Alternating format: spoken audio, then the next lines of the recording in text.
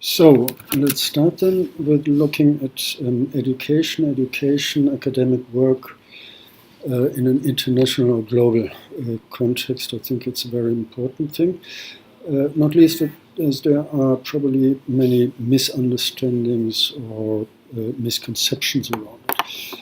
I would suggest that education is first and foremost international or even global issue anyway, and that the problem is not what we face today and what we discuss today all the time, the question of internationalization of education and academic work, but what is more the problem is actually first, how did we arrive actually at this national level and are striving now on the international level, international education. And cum grano salis, this can be said as well for academic work, for study. Now I'm talking not about the international dimension, but it is the question of actually looking at something that was first and foremost integrated. It was what we call today interdisciplinary, or to be more precise, multidimensional. And now we have the problem actually that it had been disciplined, that there had been disciplines emerging for whatever reason, for good reasons, for bad reasons. But this is the problem. And now we talk about the challenge to work towards multidimensional, multidisciplinary, interdisciplinary work. So let's turn to academia first. One thing I like to do is actually to look up for the origin of the words, of such terms. And then what comes to mind is actually the academy as in the classical terms, it is the name of a public garden, where in particular Plato, this was the academy, his school, where he taught his pupils. And then it was developed as a more generic term for academic work or for academic institutions that allowed this kind of teaching. Then there are many different derivations and many different uses of this. And of course, there are as well many different ways of, or many different kinds of academy, as we have today as well. So what I want to do is to look, to provide a little bit of personal view on my experience growing up and living then in this academic world for actually many years, not to speak of decades. And the gateway, my gateway, consists actually of 6 entries, if you want. The one is sociology, economics, political science, then as next one, the philosophy, law and jurisprudence, and arts I would like to name at the last one. Now, only a few catchwords actually to the different disciplines, to the different approaches, something that I think is of particular importance when it comes to what we are dealing with, international education, internationalization of academic work, and the challenge we face today in an international or globalizing world. So all these terms are already, I wouldn't say problematic, but they are ambiguous, they are full of tensions. There is never a clear definition really of what we need. Sociology, taking as one term that is prevalent in this discipline, is communication. And I think this is an important point that is forgotten in education and as well in research today, that we are not talking primarily about information. We are talking about communication, we are talking about exchange, but real exchange that is constitutive, not interchanging or exchanging information, a constitutive process of communication. Luhmann, for instance, said basically society is communication, consists of communication. Without communication, we do not have even society. And of course, communication is more than exchanging words. It's different ways of communicating, different levels of communicating. And different levels of communicating was then, especially by Jürgen Habermas, something mentioned as a discourse. In different ways of discourse that is constitutive for what he would call a democratic society, a society sui generis, that is constituting and changing itself permanently. And today, of course, we are talking about communication, we are talking about exchange, and we are talking about the network society, which is exactly this matter of communication between different elements. And the idea behind it is that the whole is more than the sum of its parts. Now, but nevertheless, there remains the problem, the fundamental problem, that we are not talking in any way about content, about substance. It remains on a kind of superficial, phenomenological level, that we are trying to say this is decisive for constituting society, and the way in which we communicate as academics as well is constituting our disciplines. Now, one part of it, of communication as well, is that it has to deal, at the end of the day, in everyday life and in political situations, in economic developments, in social life in general. It has to deal with tensions, with conflicts, with differences. And as such, it is about, at the end of the day, as well, about finding solutions, ways of dealing with these tensions and contradictions. And this is more than simply finding solutions that are there, maintaining a situation and stabilizing a situation for a short while.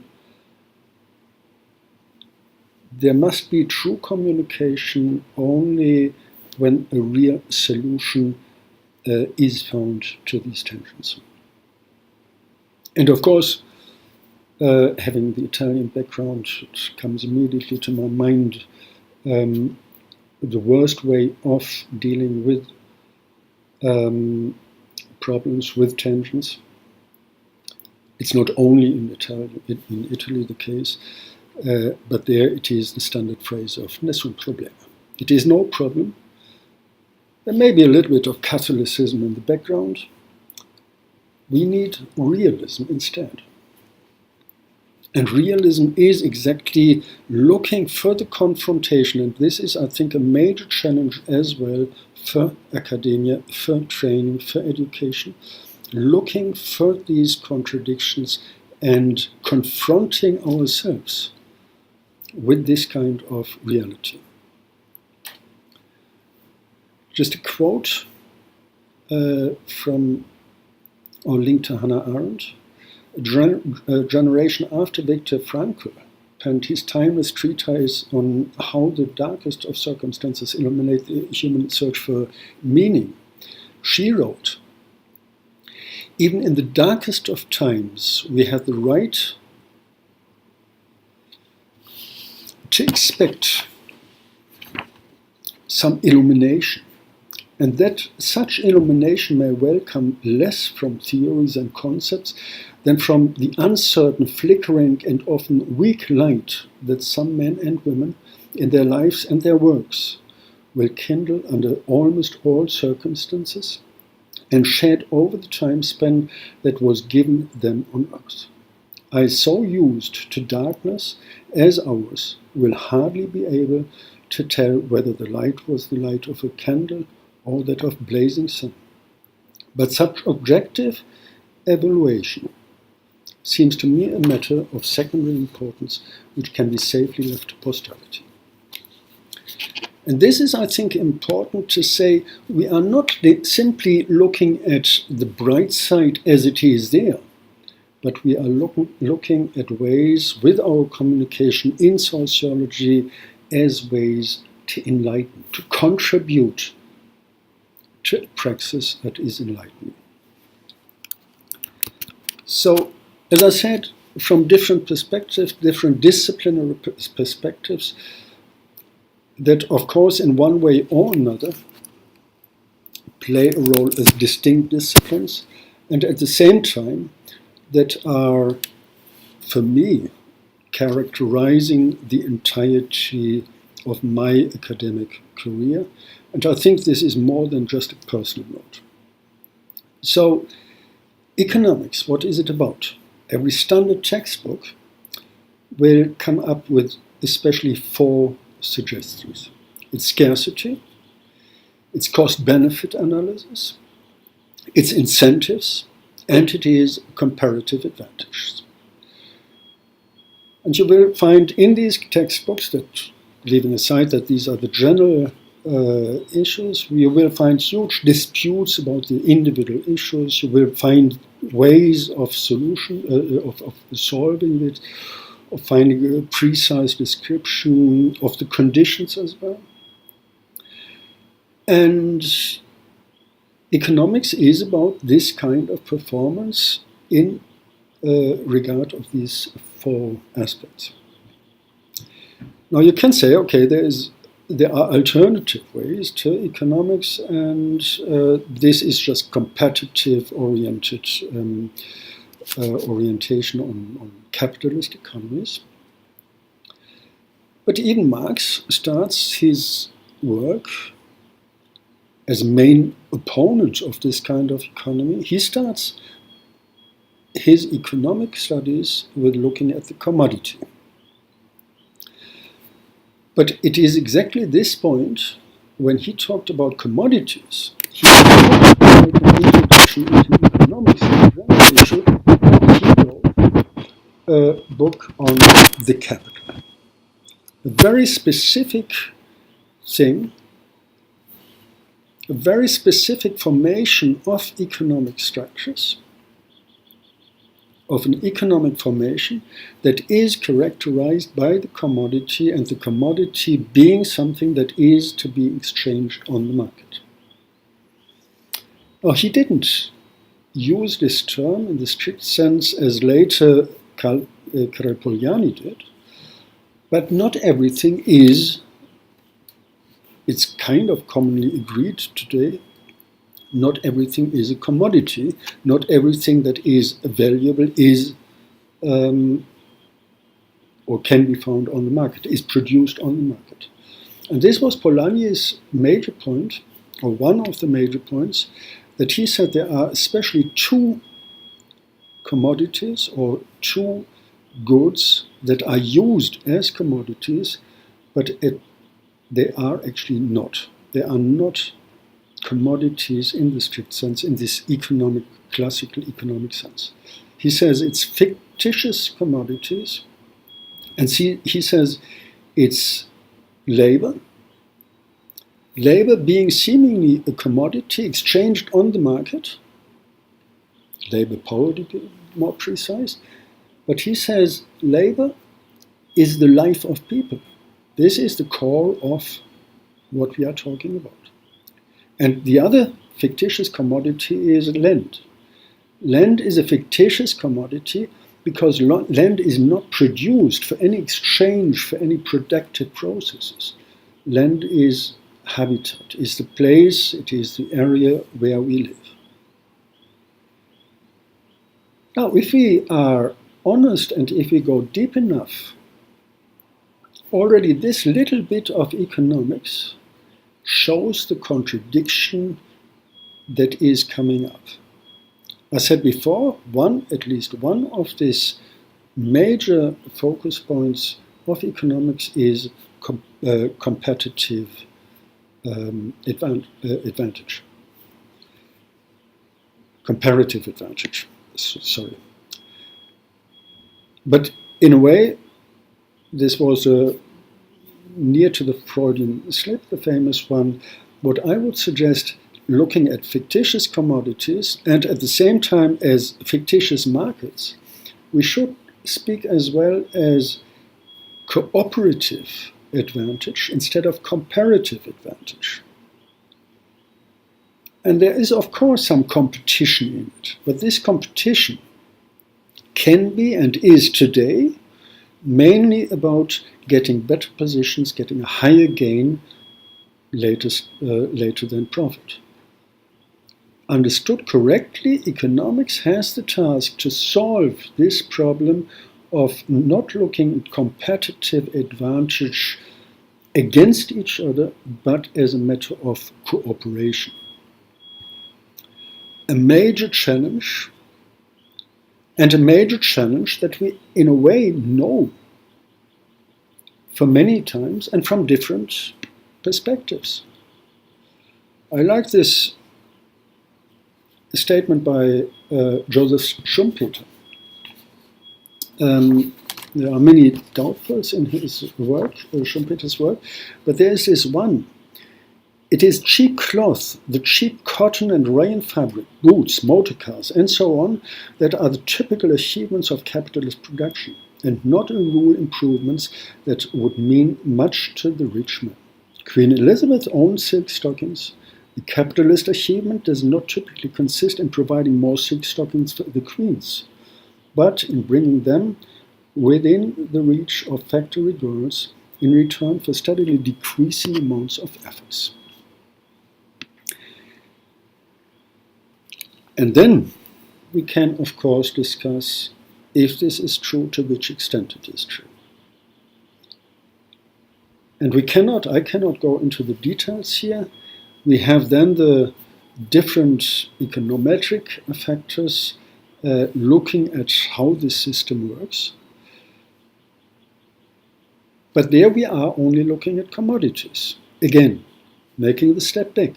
So we are not looking at the fundamental challenges, really, to solve the fundamental problems. We leave this to the market. With Adam Smith, the market will solve it all. It will automatically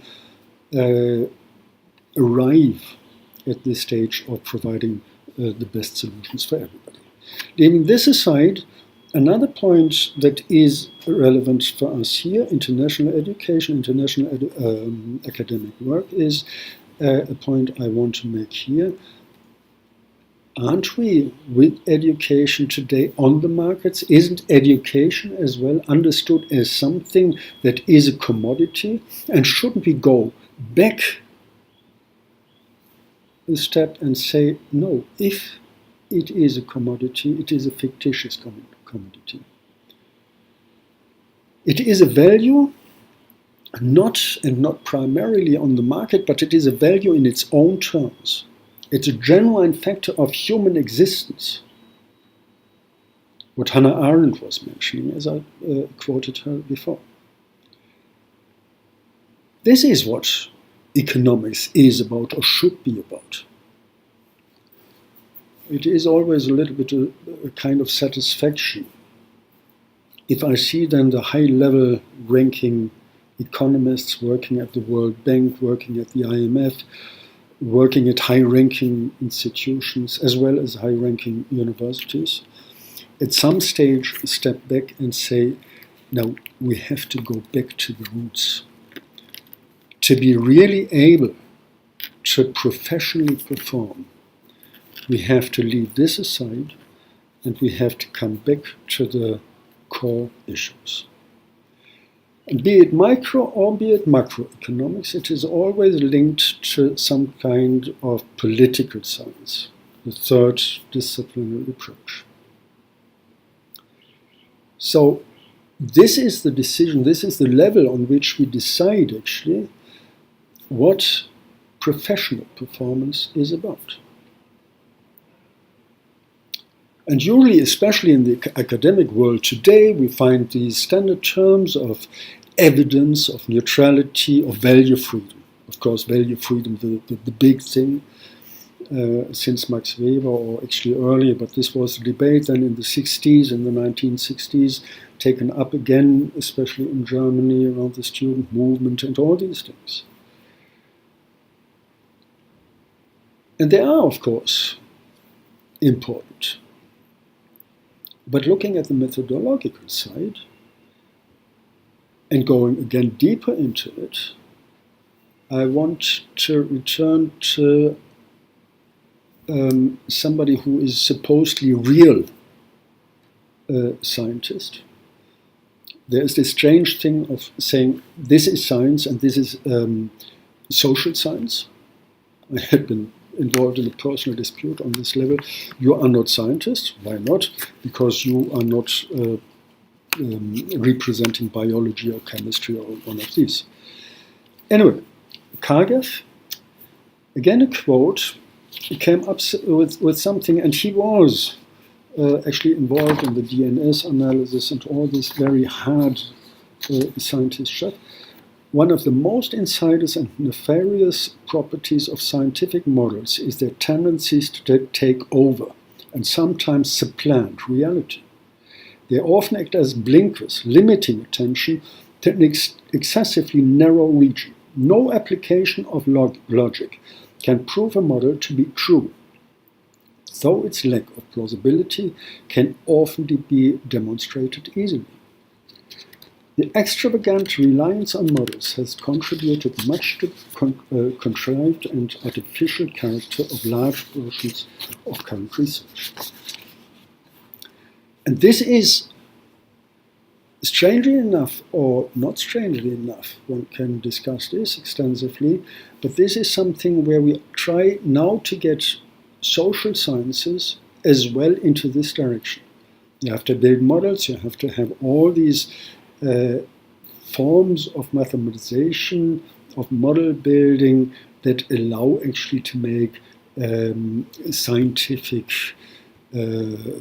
statements that are neutral and that provide evidence. Is that so? I think such academic aberrations and deadlocks is what Kagev rebuked. And it is, of course, a major challenge as well. And we are walking indeed on a kind of free-hanging rope. It is a little bit a paradox we face as academics, as educators in third-level education. Each subject has without doubt its own inherent laws. And we have to try to detect them. But each subject is located, and this is true for what is relevant for social science, and it is relevant as well for areas in science, natural science. It is located in a social context. And in this way, we have to take position. If you ever looked a little bit into the life of famous scientists, meaning natural scientists, Albert Einstein was a major example for this, you will see this importance. And at the same time, and this is the paradox, we have to reject external interests. We cannot say there is an interest and this interest determines what actually we are allowed to say. Especially, and this is the danger we face today, or the challenge we face today, it is the interest of administration. There's another point, just a very brief excursus on this into physics. Electrons do not have any individuality. So if you boil it down really to this level of the smallest part we can imagine today, the electron, or perhaps we are even further there, but these very small particles do not have any individuality. And I talked recently to an expert in this area of quantum mechanics. Of course, not understanding much of this discipline. And he said, you don't have to understand it. You just have to accept it. This is a level where we cannot really understand anymore the connections, because these connections do not have meaning in the understanding of human thinking. And this is, of course, something as well that is permanently and again issued by academics, kind of changing positions on this grade of, yes, we want to have exact methods, we want to have a methodology that guides us into this direction, but then at the same time saying there is something more. There is something that we may call general human emancipation, a rich life for all. I read recently from Marcel Stötzler, who is also at Bangor University, actually, in Wales. So it's our partner here from Bangor College, China, writing a short piece on the Frankfurt School and issuing especially this. This was coming up in the dialectic of enlightenment, that it is necessary to take not a transcendental position in the traditional sense, but at least to show the reality is not simply an addition or a composition of these small individual particles without any individuality. It is more. How to find a balance? How to find a balance in academic thinking, and then even more so, how to find a balance in our approach to say this is something that is actually relevant as well in making our work known. There is this tendency, and this is something for political science itself to sort out as well, or to contribute to this debate. There is this manipulation state. If you work in academia, you have to adapt to the mainstream, to this Procrustean bed of mainstream. And then there comes this stage of prostitution in terms of publication, in terms of adapting to what people want to hear, what colleagues want to hear, what so-called important colleagues want to hear, and as well what your audience wants to hear. Otherwise you are not invited to conferences, you are not allowed to speak like here. So in this way, kind of prostitution. And then as one contribution, it's already published a while back, it says in its title, referring to social science, the suicide of social science. The self-limitation, you just say what fits into the grounds.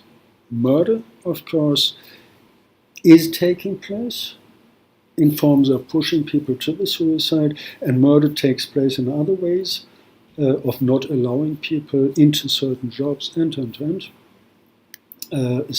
For instance, in Germany with the so-called Berufsverbote. It has different forms than those, as we saw with Giordano Bruno, but it is still there playing a role. Why does it have different roles? I come to the next discipline. It is not least law. We left Plato's cave. Don't know who knows the story of Plato about the cave. It's a very nice story. You should read it. I can only recommend it. But now coming to law. And with this, actually, to stay in the metaphor or to stay in this area, to the case of the Spelunkian explorers by Fuller, explored by Fuller. So this was a kind of dispute emerging from there, where he said there are principles of legality we have to observe. legal principles or legal statements have to be made in the form of a general formulation. They have to be publicly known, at least communicated in accessible ways. They have to be prospective, only applicable in the future. I cannot say change the situation and say now I change this and now, or seen from now, you had not been allowed to do this last year or last day or whatsoever. Prospective, reasonably intelligible, meaning people have to be able to understand it, and free of contradictions. Relatively stable, not written in stone, as it had been in previous stages, but at least relatively stable still, and obeyable. It must be possible for people to obey this law, and they must be administered in a way that is coherent with the intended meaning. There's always, and there we come to this point, an intended meaning by those who make laws. This, as I said, entered into this dispute, the famous dispute between Fuller and Hart, especially.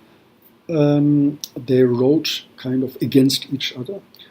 The one insisting that there is no morality, no value involved, the other and saying this is only a matter of formal law, formal legislation that we have to observe, and the other saying actually yes, but we have to take a middle position and we have to accept that there is a moral obligation as well.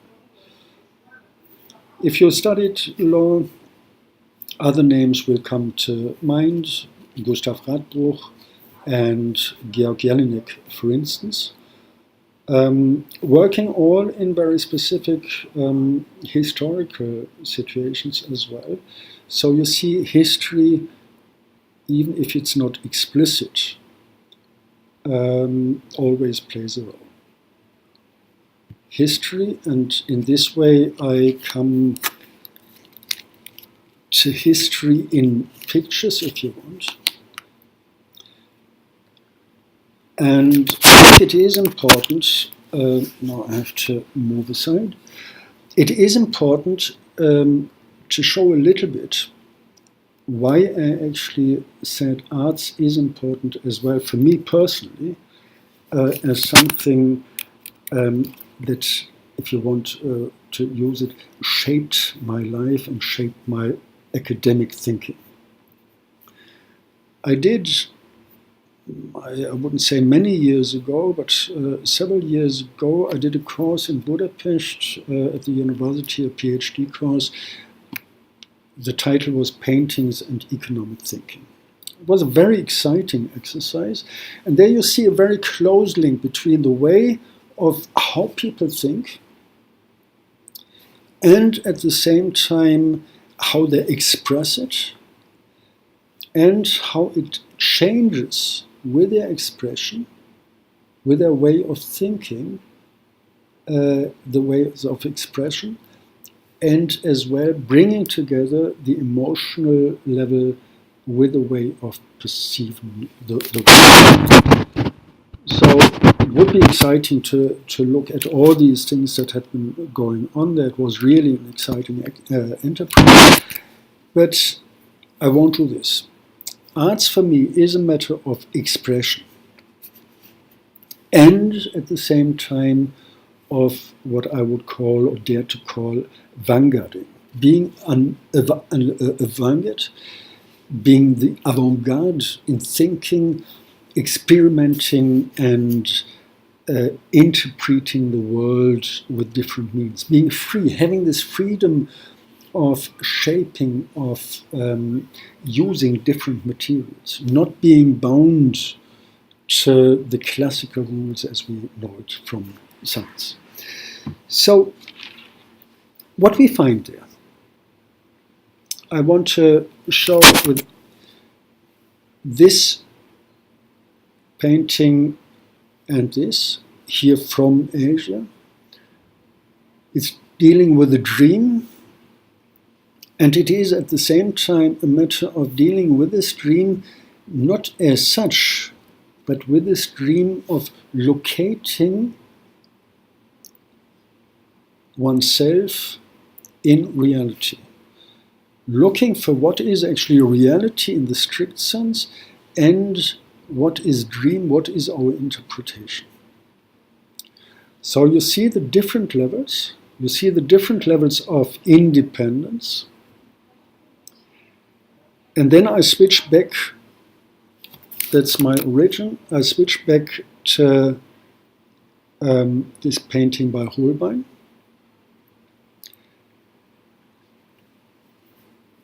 A novel comes to my mind. I don't know if it's really a novel, if it's correct to say it's a novel, but it's Daniel Kehlmann's Measuring the World. It's the conflict between the different worlds, the conflict between different ways of accessing this world. It's the conflict between the mathematician Carl Friedrich Gauss and the geographer Alexander von Humboldt. If you go very deep, you can see these conflicts as well on another level. If you look at Friedrich or Carl Gauss as mathematician, it was not just this abstract theory of mathematics, but there was more to it. Didn't or can't we say that he stood in some way or another between his own tradition of a very strict and formal application of laws? This is the way, or perhaps the background, why he kind of forced, he obliged his son Eugen to study law. But Eugen wanted to study linguistics. Of course there are laws in language, but this was another level of reality, another level of understanding and coping with reality. In a way you can say there is a similar thing between for Humboldt himself. Humboldt, geographer Alexander von Humboldt, but he was the brother of Wilhelm von Humboldt, and he was actually, Wilhelm was philosopher.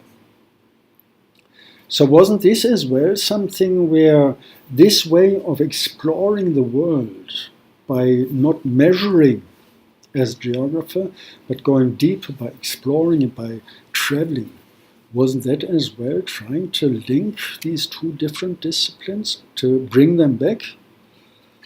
Coming back to this whole one, there you find actually, if you go again deeper into it, you find all these different levels. Have a look at it at some stage in depth. Take your time. You have the different levels. You have the different instruments. You have as well here on the top the instruments to measure, the instrument of enjoying, and here you will find something at the bottom, something very strange that is actually only really visible from the side. And this is actually what you may call the symbol of eternal, or not eternal, of the life of in the other world. And then, of course, we find this as well in different ways expressed, as the eclipse of reason, as the iron cage. We find another way of dealing it within arts. It's the screen. It seems to be very obvious what we see.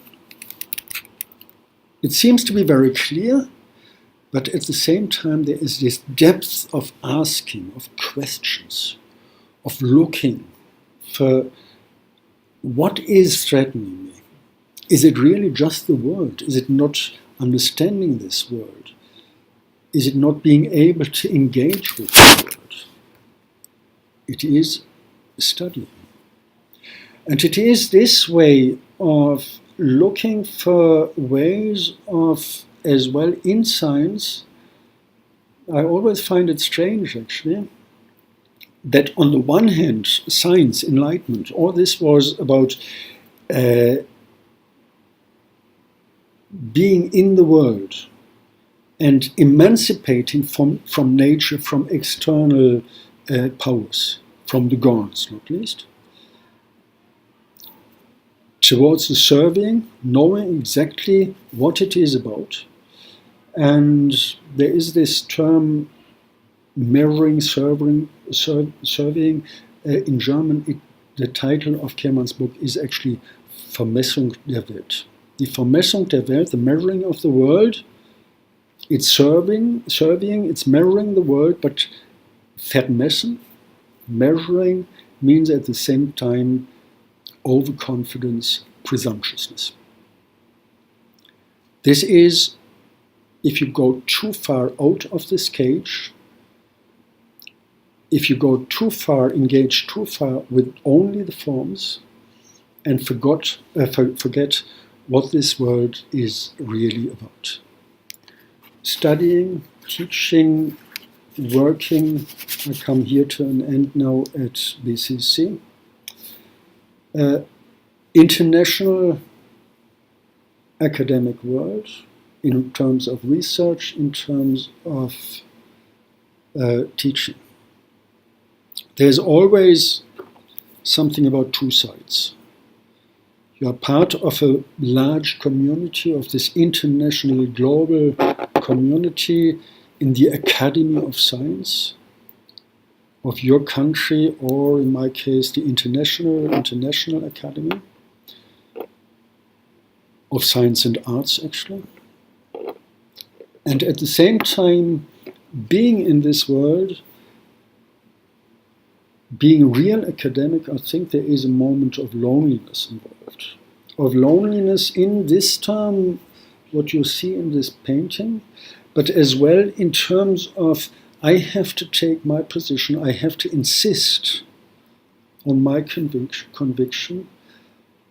It is not to be, teaching is not to be loved, there to be loved by the students. It is not about being loved or and accepted by the colleagues, but it is about fighting for positions that are your convictions. It is living in a permanent critique, being critiqued, but as well questioning yourself. Questioning yourself and asking again and again, is this correct what you say? Is it right what you say? And in which way should you say it? And of course, speaking here, in China, in Asia, it is as well something where I permanently face this conflict, if you want, this challenge. I know, even being part of this global community, I am European. So it is a limit I reach, if you want, permanently. But it is not just the academic challenge to be there in the academic world and being only there to engage with colleagues or with books or whatsoever. Was recently again involved in this, in the debates about Greece, where the position of the German government in particular is pacta sunt servanda, the famous principle of law. This is the contract and you have to deliver, meaning Greece has to deliver, although everybody knows it won't be possible. In legal questions, in legal terms, it seems to be clear. Pacta sunt servanda. Every contract has to be dealt with as it is written down in the contract, the different partners. Is it really only a matter of law, or is there more to it?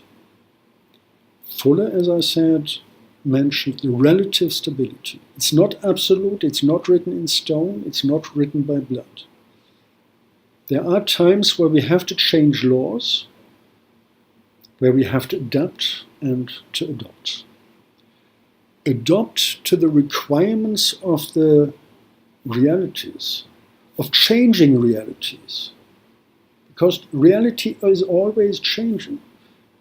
For us as social scientists, and as well in terms of natural science. So we have to adopt to this, and we have to say relative stability means as well pacta sunt servanda, but we have to adapt them or change them according to the new conditions. And this means as well to adopt by advancing change. If we see there are possibilities, there are other ways of dealing with it, there are imminently given in something, in a development, we have to push it further. We can formulate laws, be it in legal terms, be it in political terms, to push to support certain changes. And this means as well, in political terms, we have to deal with hegemonic systems. There is some mindset, the fundamental consensus of thinking, but it is this hegemony is in a position of a permanent change as well. Old parts are weakening and new parts are emerging, sometimes replacing without conflict, and sometimes they are too weak in a statu nascendi, and we can help them to develop. The role for academia, to be honest, I don't know. Sometimes I think it is very important and we can make important contributions to it. Having worked in political institutions, sometimes I think it is something where we have to try to move on, but at the same time where it seems to be pretty hopeless. I come back to the origin, not of the contribution, or perhaps even with this as well, but to the origin at least of what we call the academic tradition. And actually, yes, I come back to the origin of this contribution. Plato, Academia, he wrote the Apology of Socrates. Ma è già l'ora di andarsene, io a morire, voi a vivere. Chi di noi però vada verso il meglio, è cosa oscura a tutti, meno che al Dio. It is the question of, for him, God decided.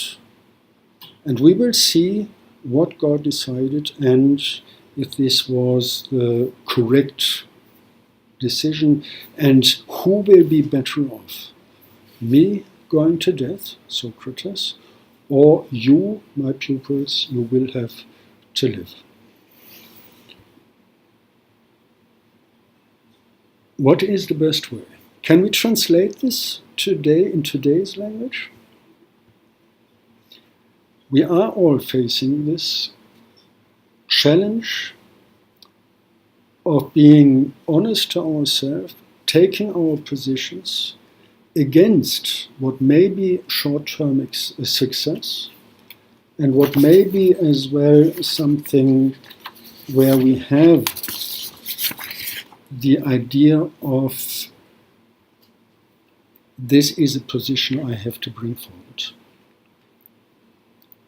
Others will stay, will settle, being secure in what they say after the wings of free thoughts had been truncated.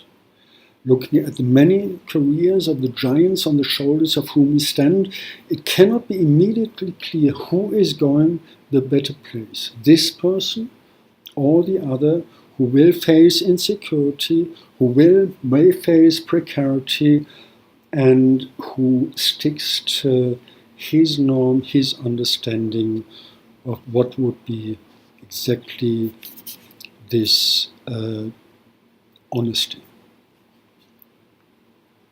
Time will tell.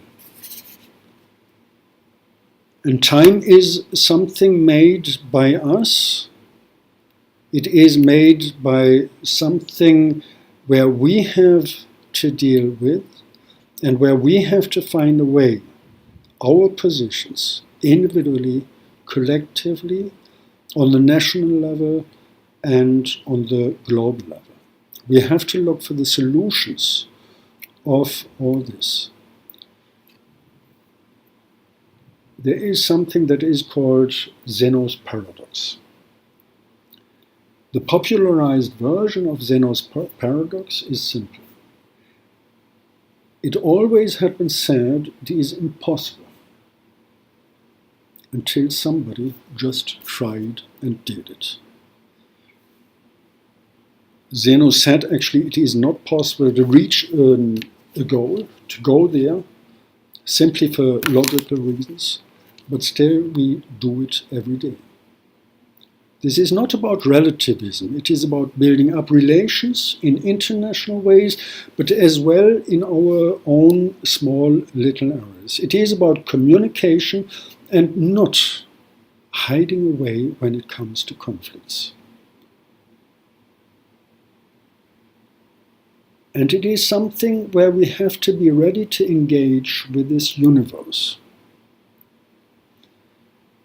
If you ever read Douglas Adams, you will know about the 42. A well-advanced society,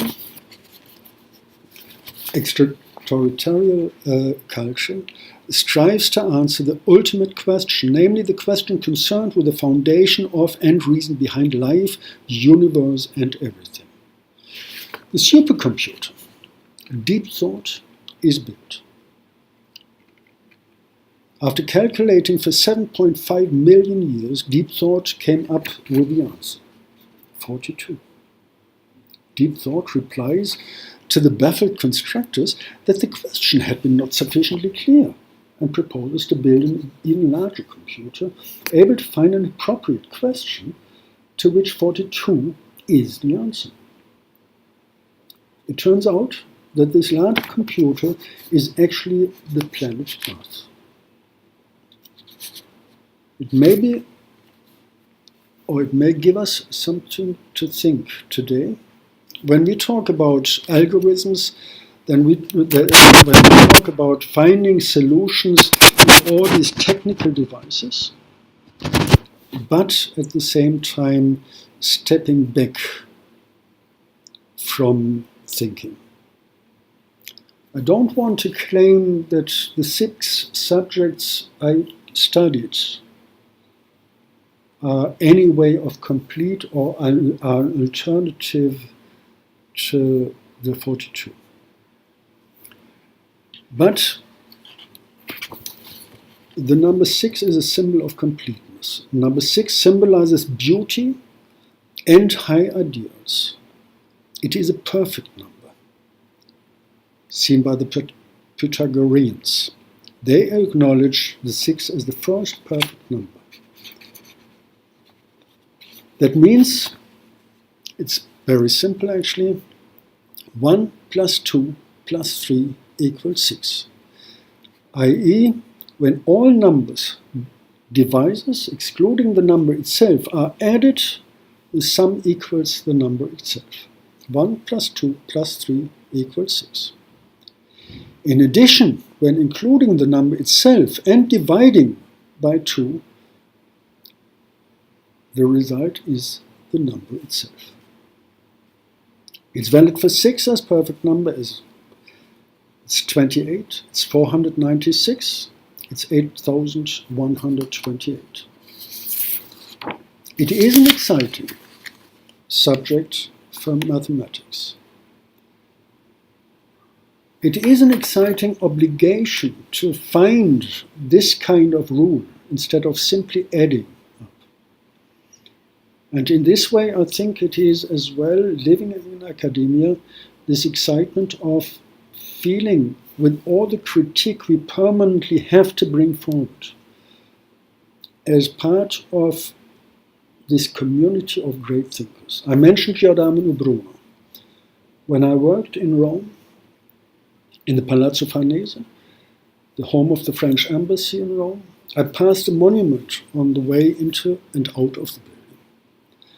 I mentioned Karl Marx. Karl Marx, when I worked in Budapest at the Corvinus University, his monument was in the main hall, Auditorium Maximum. And I mentioned as well colleagues with whom I have had direct contact, and others I didn't mention. Niklas Luhmann I mentioned, Hans Zacher, Joja Ferg, Paul Bocara, Norbert Elias.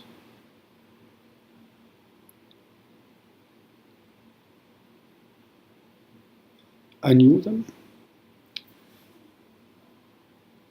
It was a very privileged situation. It sounds like name dropping. It is a little bit name dropping, but it is this part of a community we are part of.